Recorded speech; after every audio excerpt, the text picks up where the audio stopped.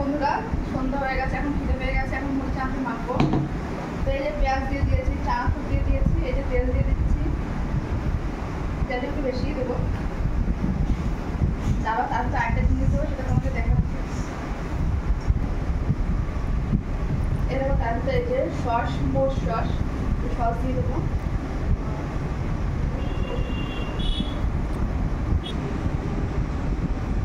তো তোমরা তো দেখেছো সস দিয়ে দিয়েছি।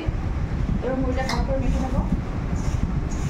আর কাঁচা লঙ্কা দেবো না, কারণ মেয়ে ঝাল করতে পারে না। কাঁচা লঙ্কা আমি কামড়ে করবো, তোমাদের দেখাবো সেটা।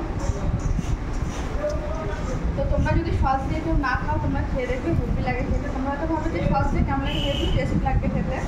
ঠিক আছে বন্ধুরা, এবার টেস্ট করে তোমাদের দেখাচ্ছি কেমন হয়েছে নিচে। ঠিক আছে, চলো এবার দেখাচ্ছি। দারুণ। আর এই দুই বাটিতে নিয়ে নিয়েছে অনেকে, আর মিক্সার।